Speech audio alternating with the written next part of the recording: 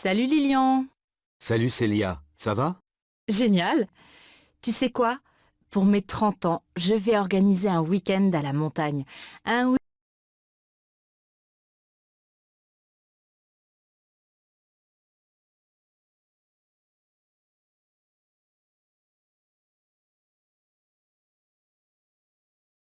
Ministère de l'Éducation nationale, Centre international d'études pédagogiques. DELF niveau B1 du cadre européen commun de référence pour les langues, épreuve orale collective.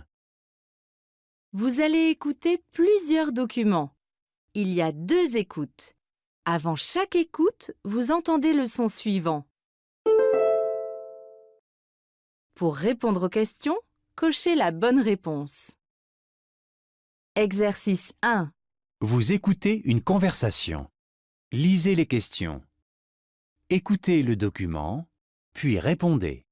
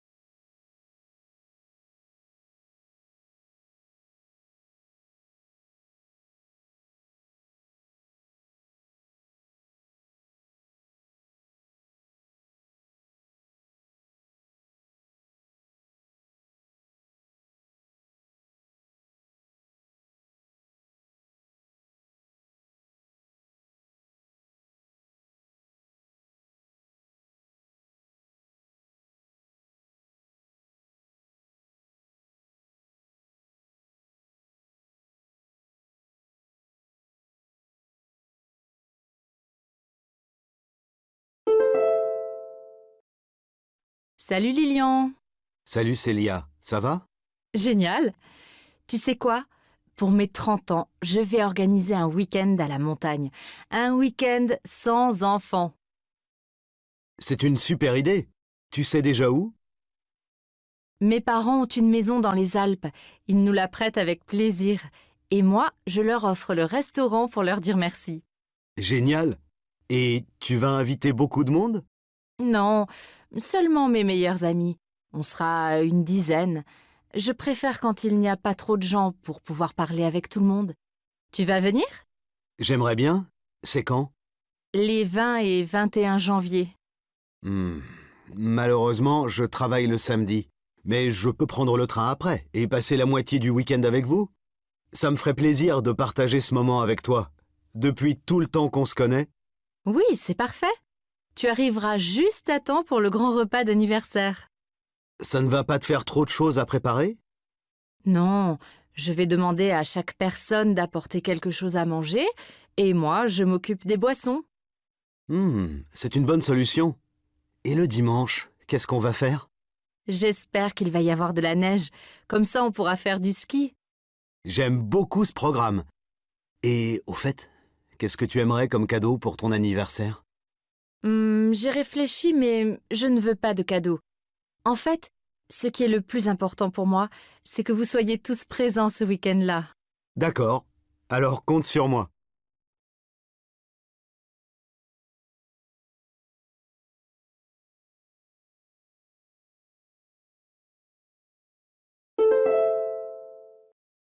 Salut Lilian. Salut Célia, ça va? Génial. Tu sais quoi? Pour mes 30 ans, je vais organiser un week-end à la montagne. Un week-end sans enfants. C'est une super idée. Tu sais déjà où? Mes parents ont une maison dans les Alpes. Ils nous la prêtent avec plaisir. Et moi, je leur offre le restaurant pour leur dire merci. Génial. Et tu vas inviter beaucoup de monde? Non, seulement mes meilleurs amis. On sera une dizaine. Je préfère quand il n'y a pas trop de gens pour pouvoir parler avec tout le monde. Tu vas venir? J'aimerais bien. C'est quand?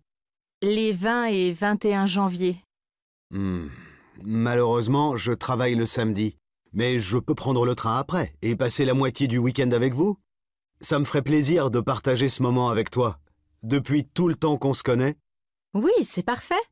Tu arriveras juste à temps pour le grand repas d'anniversaire. Ça ne va pas te faire trop de choses à préparer? Non, je vais demander à chaque personne d'apporter quelque chose à manger et moi, je m'occupe des boissons. C'est une bonne solution. Et le dimanche, qu'est-ce qu'on va faire? J'espère qu'il va y avoir de la neige. Comme ça, on pourra faire du ski. J'aime beaucoup ce programme. Et au fait, qu'est-ce que tu aimerais comme cadeau pour ton anniversaire? J'ai réfléchi, mais je ne veux pas de cadeau. En fait, ce qui est le plus important pour moi, c'est que vous soyez tous présents ce week-end-là. D'accord. Alors compte sur moi.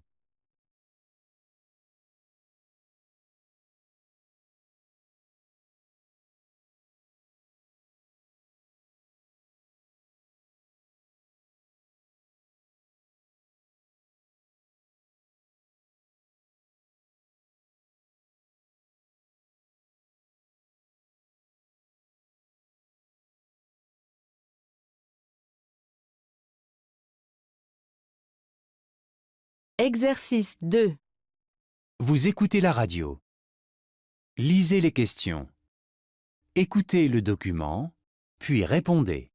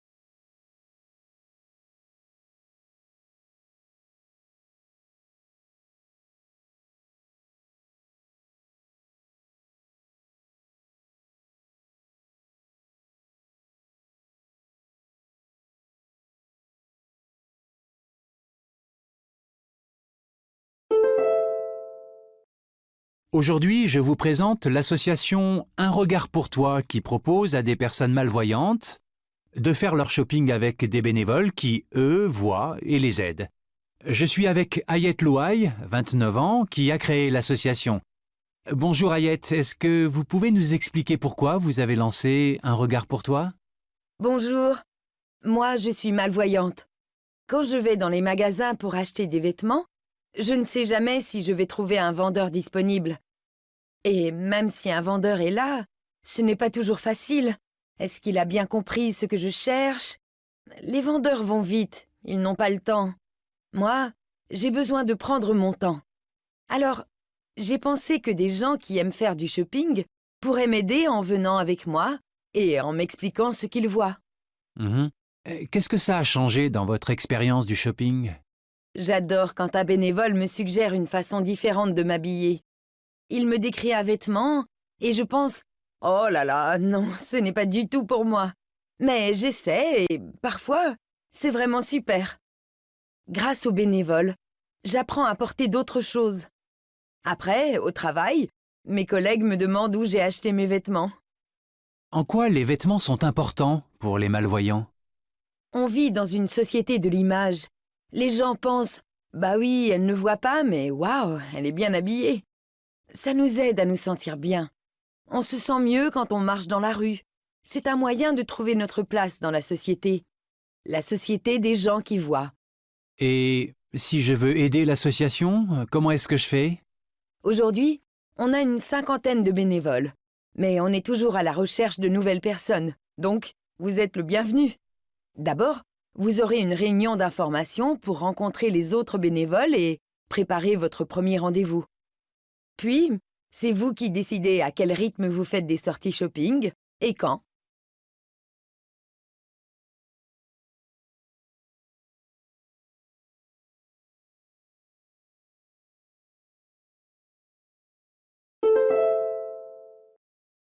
Aujourd'hui, je vous présente l'association Un regard pour toi qui propose à des personnes malvoyantes de faire leur shopping avec des bénévoles qui, eux, voient et les aident. Je suis avec Ayette Louaille, 29 ans, qui a créé l'association. Bonjour Ayette, est-ce que vous pouvez nous expliquer pourquoi vous avez lancé Un regard pour toi? Bonjour, moi je suis malvoyante. Quand je vais dans les magasins pour acheter des vêtements, je ne sais jamais si je vais trouver un vendeur disponible. Et même si un vendeur est là, ce n'est pas toujours facile. Est-ce qu'il a bien compris ce que je cherche? Les vendeurs vont vite, ils n'ont pas le temps. Moi, j'ai besoin de prendre mon temps. Alors, j'ai pensé que des gens qui aiment faire du shopping pourraient m'aider en venant avec moi et en m'expliquant ce qu'ils voient. Mhm. Qu'est-ce que ça a changé dans votre expérience du shopping? J'adore quand un bénévole me suggère une façon différente de m'habiller. Il me décrit un vêtement et je pense « Oh là là, non, ce n'est pas du tout pour moi ». Mais j'essaie et parfois, c'est vraiment super. Grâce aux bénévoles, j'apprends à porter d'autres choses. Après, au travail, mes collègues me demandent où j'ai acheté mes vêtements. En quoi les vêtements sont importants pour les malvoyants? On vit dans une société de l'image. Les gens pensent « Bah oui, elle ne voit pas, mais waouh, elle est bien habillée ». Ça nous aide à nous sentir bien. On se sent mieux quand on marche dans la rue. C'est un moyen de trouver notre place dans la société. La société des gens qui voient. Et si je veux aider l'association, comment est-ce que je fais? Aujourd'hui, on a une 50aine de bénévoles. Mais on est toujours à la recherche de nouvelles personnes. Donc, vous êtes le bienvenu. D'abord, vous aurez une réunion d'information pour rencontrer les autres bénévoles et préparer votre premier rendez-vous. Puis, c'est vous qui décidez à quel rythme vous faites des sorties shopping et quand.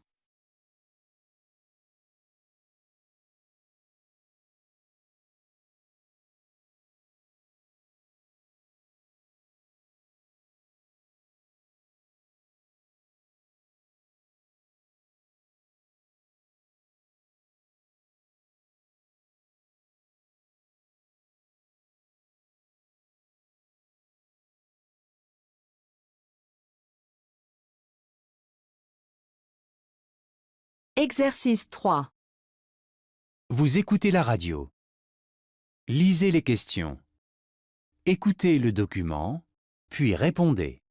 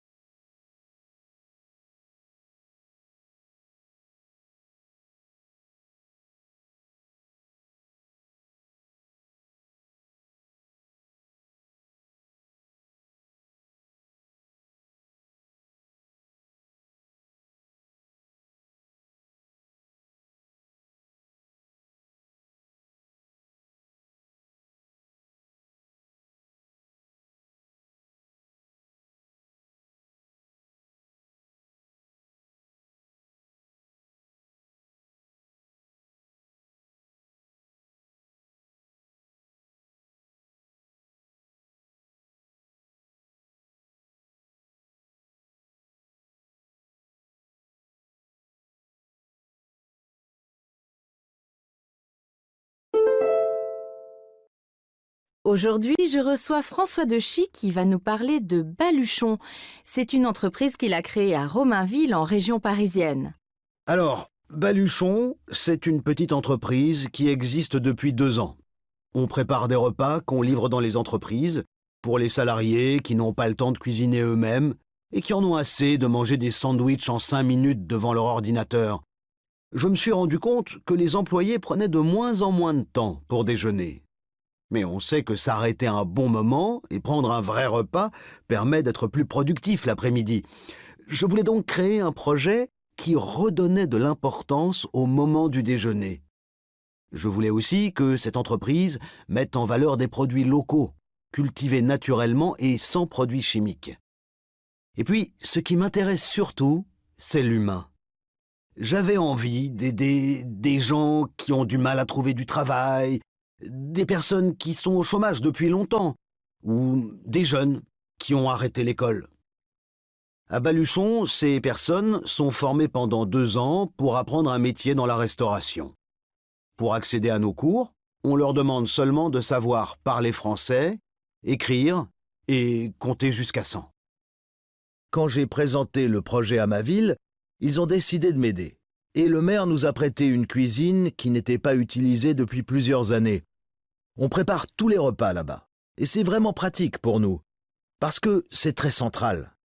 Tous les jours, on a 30 cuisiniers qui préparent entre 400 et 1000 repas. Par exemple, aujourd'hui, notre équipe prépare une crème de courgettes à la menthe. Vous pouvez regarder les menus sur notre site internet. Pour commander, téléphonez au moins 48 heures à l'avance, surtout pour un grand groupe.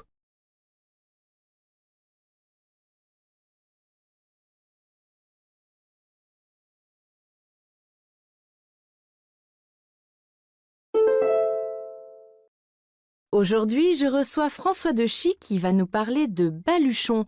C'est une entreprise qu'il a créée à Romainville, en région parisienne. Alors, Baluchon, c'est une petite entreprise qui existe depuis 2 ans. On prépare des repas qu'on livre dans les entreprises pour les salariés qui n'ont pas le temps de cuisiner eux-mêmes et qui en ont assez de manger des sandwichs en 5 minutes devant leur ordinateur. Je me suis rendu compte que les employés prenaient de moins en moins de temps pour déjeuner. Mais on sait que s'arrêter un bon moment et prendre un vrai repas permet d'être plus productif l'après-midi. Je voulais donc créer un projet qui redonnait de l'importance au moment du déjeuner. Je voulais aussi que cette entreprise mette en valeur des produits locaux, cultivés naturellement et sans produits chimiques. Et puis, ce qui m'intéresse surtout, c'est l'humain. J'avais envie d'aider des gens qui ont du mal à trouver du travail, des personnes qui sont au chômage depuis longtemps, ou des jeunes qui ont arrêté l'école. À Baluchon, ces personnes sont formées pendant 2 ans pour apprendre un métier dans la restauration. Pour accéder à nos cours, on leur demande seulement de savoir parler français, écrire et compter jusqu'à 100. Quand j'ai présenté le projet à ma ville, ils ont décidé de m'aider. Et le maire nous a prêté une cuisine qui n'était pas utilisée depuis plusieurs années. On prépare tous les repas là-bas. Et c'est vraiment pratique pour nous. Parce que c'est très central. Tous les jours, on a 30 cuisiniers qui préparent entre 400 et 1000 repas. Par exemple, aujourd'hui, notre équipe prépare une crème de courgettes à la menthe. Vous pouvez regarder les menus sur notre site internet. Pour commander, téléphonez au moins 48 heures à l'avance, surtout pour un grand groupe.